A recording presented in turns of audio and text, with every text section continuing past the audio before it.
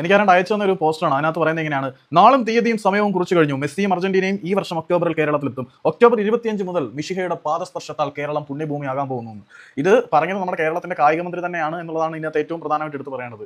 Now I have A doubt. ഈ വാ തുറന്നാൽ കള്ളം മാത്രമേ പറയാവൂ എന്നുള്ളതാണോ ഇവിടുത്തെ ഒരു മന്ത്രി ആവേണ്ടതിന്റെ അടിസ്ഥാന യോഗ്യത എന്ന് സംശയം ഉണർത്തിച്ചു കഴിഞ്ഞാൽ അതിനകത്ത് ആശങ്കപ്പെടാനൊന്നുമില്ല. കാരണം അർജന്റീന ഫുട്ബോൾ ഫെഡറേഷൻ്റെ എന്നല്ല, ഫിഫയുടെ ഈ വർഷത്തെ ഇന്റർനാഷണൽ ബ്രേക്ക് അല്ലെങ്കിൽ ഇന്റർനാഷണൽ മത്സരങ്ങളുടെ കലണ്ടർ പ്രഖ്യാപിച്ചു കഴിഞ്ഞപ്പോൾ ഈ അബ്ദുൾ റഹ്മാൻ പറഞ്ഞ ഒക്ടോബർ 25 മുതൽ നവംബർ ആദ്യം വരെയുള്ള തീയതികളിൽ ഇന്റർനാഷണൽ അല്ലെങ്കിൽ അന്താരാഷ്ട്ര സൗഹൃദ മത്സരങ്ങൾ, ഇന്റർനാഷണൽ ഫ്രണ്ട്ലി മത്സരങ്ങൾ ചാർട്ട് ചെയ്യാൻ പറ്റില്ല. ഇപ്പം ഈ വർഷത്തെ ഒരു ചാർട്ട് മുഴുവൻ പറയാൻ നിൽക്കുന്നില്ല. 2025 കലണ്ടർ വർഷത്തിൽ ജാനുവരിയിൽ ഇന്റർനാഷണൽ ബ്രേക്കിന് ഡേറ്റ് അനുവദിച്ചിട്ടില്ല.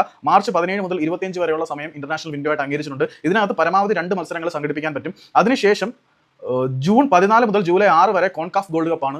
അത് ഒരു ഇന്റർനാഷണൽ സമയമായിട്ട് പരിഗണിക്കപ്പെടുന്നുണ്ട്. പിന്നീട് സെപ്റ്റംബർ 1 മുതൽ 9 വരെയുള്ള സമയത്ത് 2 ഇന്റർനാഷണൽ സൗഹൃദ മത്സരങ്ങൾ ഒരു രാജ്യത്തിന് കളിക്കാനുള്ള അവസരമുണ്ട്.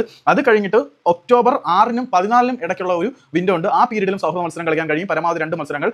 അത് കഴിഞ്ഞ് ഒക്ടോബർ 6, 14 പിന്നെ വരുന്നത് നവംബർ 10 മുതൽ 18 വരെയാണ്. നിങ്ങൾ നോട്ട് ചെയ്യേണ്ട പ്രധാനപ്പെട്ട കാര്യം ഇതാണ്: ഇന്റർനാഷണൽ ഫ്രണ്ട്ലി മത്സരങ്ങൾക്ക് അലോ ചെയ്തിരിക്കുന്ന സ്കെഡ്യൂളിനകത്ത് വരുന്ന തീയതികൾ ഒക്ടോബർ 6 മുതൽ 14 വരെ പരമാവധി 2 സൗഹൃദ മത്സരങ്ങൾ കളിക്കാം. അത് കഴിഞ്ഞിട്ടുള്ള വിൻഡോ വരുന്നത് നവംബർ 10 മുതൽ 18 വരെയാണ്.